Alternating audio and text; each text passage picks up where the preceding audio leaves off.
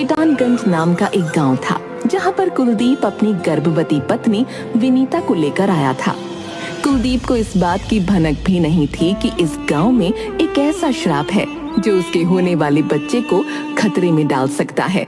कुलदीप ने बेटानगंज में एक नया घर ले लिया था और उसकी पत्नी विनीता 8 महीने की गर्भवती थी।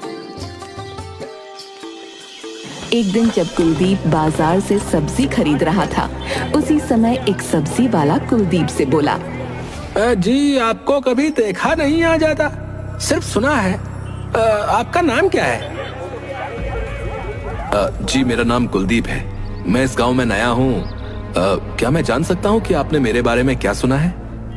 यही कि कोई गांव में आया है अपनी गर्भवती पत्नी को लेकर। दरअसल मैं भी इस गांव का नहीं हूँ, और सिर्फ मैं ही नहीं, इस गांव के सारे आदमी बाहर गांव से यहाँ आते हैं और यहाँ की लड़की से शादी करते हैं। क्या मैं जान सकता हूँ कि ऐसा क्यों? नहीं नहीं, जाने दो। लो तुम्हारी भिंडी, अब तुम घर जाओ। ईश्वर करे कि तुम्हारी पत्नी को लड़की हो। कुलदीप को सब्जी वाले की बात कुछ खटकती है, मगर वो उसकी बात को अनसुना करके अपने घर चला गया। थोड़े ही हफ्तों बाद विनीता ने एक लड़के को जन्म दिया और उसका नाम कार्तिक रखा। मगर जैसे ही कुलदीप विनीता से मिलने आता है तो वो देखता है कि विनीता कार्तिक को देखकर रो रही है। ये देखकर कुलदीप विनीता से पूछने लगता है, क्या हुआ? तुम इतना रो क्यों रही हो कार्तिक को देखकर? ये तो खुशी का समय है, हमें एक लड़का हुआ है। चुप रहो, सब तुम्हारी वजह से हुआ है। मेरा कार्तिक सिर्फ 9 दिन ही जिएगा, मेरा बेटा। क्या हुआ? ऐसा क्यों कह रही हो? मुझे इस गांव की औरतों ने बताया कि जो लड़का इस गांव में पैदा होता है वो 9 दिन बाद गायब हो जाता है। ये इस गांव का श्राप है। इसीलिए इस गांव में जितने भी आदमी हैं वो सब बाहर के गांव से आए हैं और यहाँ उनकी संख्या भी बहुत कम है। क्या? कुलदीप सोच में पड़ गया और विनीता को आश्वासन देता है, विनीता मेरी पत्नी, तुम बिल्कुल चिंता मत करना, मैं कार्तिक को कुछ नहीं होने दूंगा। ये कहकर कुलदीप बाजार की ओर भागता है और उस सब्जी वाले के पास जाता है और उससे कहता है, मेरी मदद कीजिए, आपको मुझे इस श्राप के बारे में बताना होगा। मुझे लड़का हुआ है, मैं उसे खोना नहीं चाहता। तुम भाई क्या बात कर रहे हो? कुछ समझ में नहीं आ रहा है। कुछ सब्जियां चाहिए तो बोलो, ये श्राप वगैरह की कहानी मैं यहाँ नहीं बेचता हूँ। देखो तुम्हें मेरी मदद करनी होगी। तुम्हारा नाम क्या है? मेरा नाम गुलशन है। गुलशन जी, मैं श्राप को तोड़ दूंगा, आप बस मुझे पूरी कहानी सुनाइए। ठीक है, मैं तुम्हें गांव के जंगल में बैठे एक साधु जी के पास ले जाऊंगा। उन्हें मैं जानता हूँ, अगर मैं कहूंगा तो वो जरूर तुम्हारी मदद करेंगे। चलो। गुलशन अपनी सब्जी का ठेला धक्का देकर बंद कर देता है और कुलदीप को जंगल की ओर ले जाता है, जहाँ साधु अपनी साधना में लगे हुए थे। जैसे ही गुलशन और कुलदीप साधु के पास पहुँचते हैं, साधु अपनी आंखें खोल लेते हैं। आओ गुलशन, आज तुम्हारा यहाँ कैसे आना हुआ? और तुम अपने दोस्त को भी साथ लाए हो, कोई परेशानी है क्या बेटा? साधु जी, ये मेरा दोस्त है। ये इस गांव में अपनी गर्भवती पत्नी को लेकर आया था, बिना इस गांव को जाने, और अब इसकी पत्नी ने एक लड़के को जन्म दिया है। साधु महाराज, मुझे इस श्राप के बारे में जानना है। मैं अपने बेटे को बचाना चाहता हूँ। उसे पैदा हुए अभी सिर्फ 1 दिन हुआ है, मगर मैं उसके लिए कुछ भी कर सकता हूँ। मैं इस श्राप को तोड़ कर रहूंगा, मगर इससे पहले मुझे इस श्राप के बारे में जानना होगा। मैं तुम्हारा दुख समझता हूं बेटा। आओ मेरे सामने बैठो, मैं तुम्हें उस मां की कहानी सुनाता हूं जिसकी पीड़ा ने इस गांव को ऐसा श्राप दिया। कई साल पहले एक गर्भवती औरत बेटानगंज में आई थी। उसका पति तब गुजर गया था। जब वो 8 महीने की गर्भवती थी, उसने बेटानगंज आकर अपना घर बसाया, इस उम्मीद में कि अगर कोई मुश्किल उस पर आएगी तो बेटानगंज वासी उसकी मदद करेंगे। उसके पति के बचे हुए थोड़े बहुत पैसों से वो हर दिन कुछ खाने के लिए लाकर गुजर बसर करती थी। एक दिन जब वो बाजार में सब्जियां खरीदने के लिए जा रही थी, तभी उसे रास्ते में गांव का मुखिया मिलता है और उससे कहता है, अरे आप कहाँ ऐसी हालत में बाजार जा रही हैं? आपका पति कहाँ है? मदद नहीं करता क्या? जी, मेरे पति का तो देहांत हो गया है, मैं अकेली ही रहती हूँ। ओह, मुझे माफ कर दीजिए देवी। अगर आपको किसी भी चीज की आवश्यकता हो तो बेझिझक आकर मांग लेना। आखिर मैं इस गांव का मुखिया जो ठहरा। जी बिल्कुल मुखिया जी। चलिए मैं चलता हूँ, मुझे आज एक घर का मुआयना करने जाना है। अच्छा लगे तो कब्जा कर लूंगा। क्या? मैं सिर्फ मजाक कर रहा हूँ देवी जी। चलिए मैं चलता हूँ। गांव का मुखिया लालची और धोखेबाज था, और वो मुखिया कम बाहुबली ज्यादा था। मुखिया उस औरत के घर की ओर चला जाता है और उसके घर को देखकर उसके मन में लालच उठता है। वो उस घर पर अवैध रूप से कब्जा कर लेता है।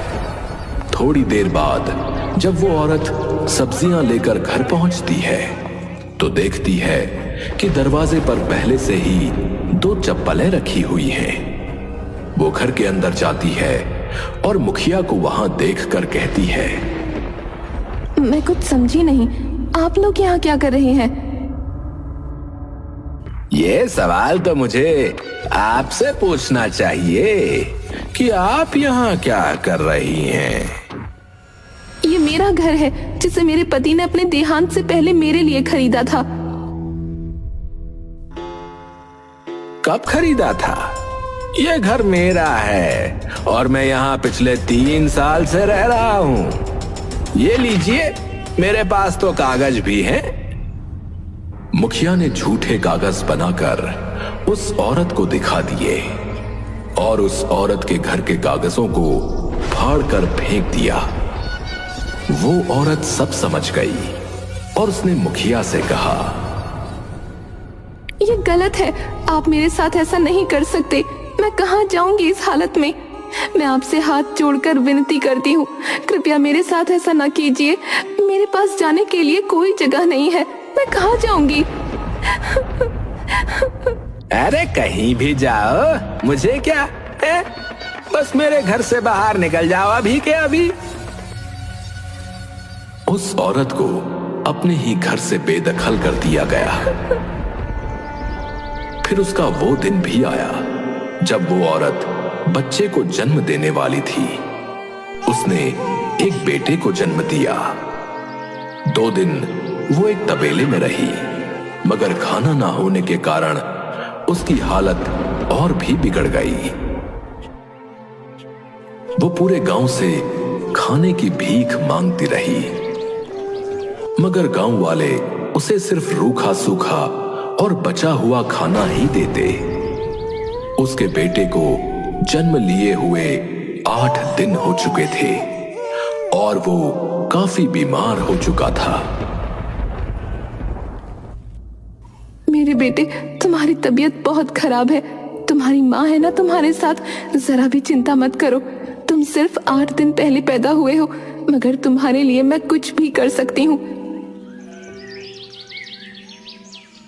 उसने सबसे खाना मांगा, पैसों की भीख मांगी, मगर बेतानगंज के गांव वालों ने उसकी जरा भी मदद नहीं की और 9वें दिन उसके बच्चे की मृत्यु हो गई। तभी वो औरत गांव के बीचों बीच जो पेड़ था वहां जाकर खड़ी हो गई और उसने पूरे गांव को श्राप दे दिया। इस गांव का नाम बेतागंज है, मगर इस गांव ने मेरे बेटे को 9वें दिन निगल लिया। इसलिए मेरा श्राप है कि जब भी इस गांव में किसी को बेटा होगा, मेरी आत्मा 9वें दिन उसे लेकर चली जाएगी। उस दिन के बाद से जब भी इस गांव में कोई लड़का पैदा होता है, वो 9वें दिन गायब हो जाता है। और इसीलिए गांव में शादी करने के लिए लड़के दूसरे गांव से आते हैं। साधु महाराज, इस श्राप को तोड़ने का कोई उपाय तो होगा ना? एक उपाय है, मगर तुम्हारे लिए वो बहुत मुश्किल हो सकता है कुलदीप। मैं अपने बेटे के लिए कुछ भी करने को तैयार हूं साधु महाराज, बस मेरे बेटे को कुछ नहीं होना चाहिए।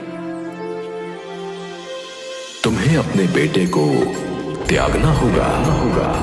तुम्हें अपने बेटे को उस औरत को समर्पित करना होगा, वो भी गांव के बीचों बीच जो पेड़ है उस जगह पर। इससे अच्छा तो आप मुझसे मेरी जान ही मांग लेते। अब यही एक रास्ता है कुलदीप।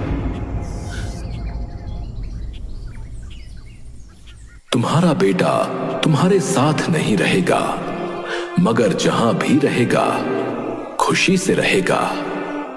उस औरत ने बहुत कुछ सहा है, अब ये तुम्हारे ऊपर है कि तुम ये करना चाहते हो या नहीं। कुलदीप और गुलशन अपने घर लौटने लगते हैं। रास्ते में गुलशन कुलदीप से कहता है, क्या तुम अपने बच्चे को त्यागने वाले हो? हाँ, मैं अपने कार्तिक को उस औरत को समर्पित कर दूंगा और इस श्राप को तोड़ दूंगा, ताकि जो दर्द मुझे होने वाला है वो आगे से कभी किसी और को सहना ना पड़े। कुलदीप अपने घर जाता है और अपनी पत्नी विनीता को सारी बातें बताता है।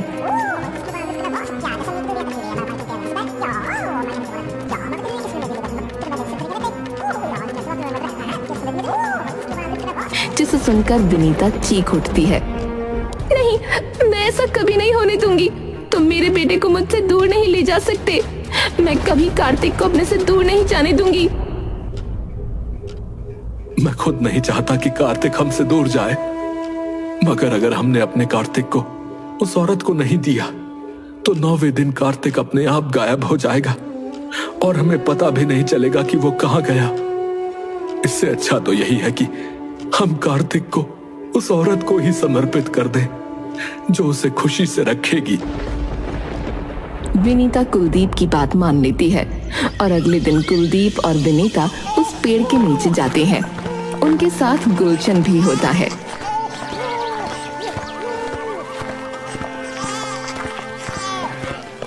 कुलदीप कार्तिक को पेड़ के नीचे रख देता है और कहता है,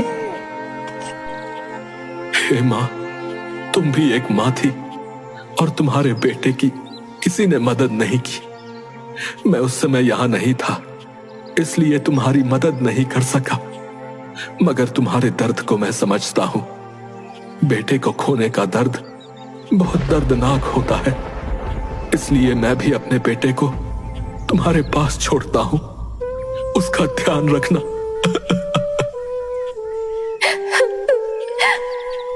पेड़ के नीचे एक तेज रोशनी आती है और कार्तिक वहां से गायब हो जाता है। मेरा बेटा, मेरा बेटा, खुश रहना मेरे बेटे, खुश रहना। गुलशन की आंखों में भी आंसू आ जाते हैं। थोड़ी देर बाद विनीता और कुलदीप अपने घर लौटने लगते हैं। उनके साथ साथ गुलशन भी कुलदीप के घर पहुंचता है।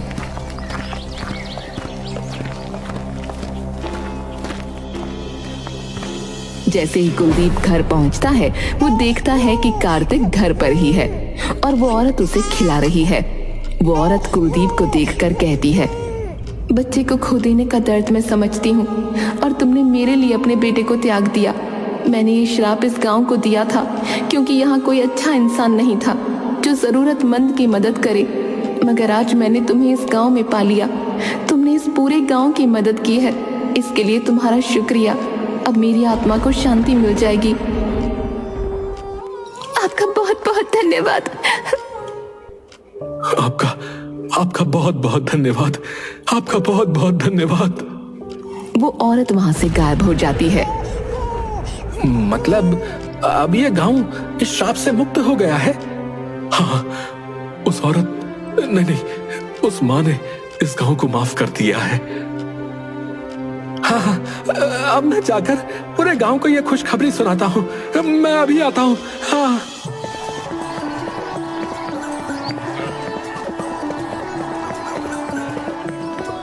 गुलशन जाकर पूरे गांव को बताने लगता है कि गांव अब श्राप से मुक्त हो गया है। दूसरी ओर कुलदीप और विनीता दोनों कार्तिक को पकड़कर बहुत खुश होते हैं। कहते हैं ना, अंत भला तो सब भला।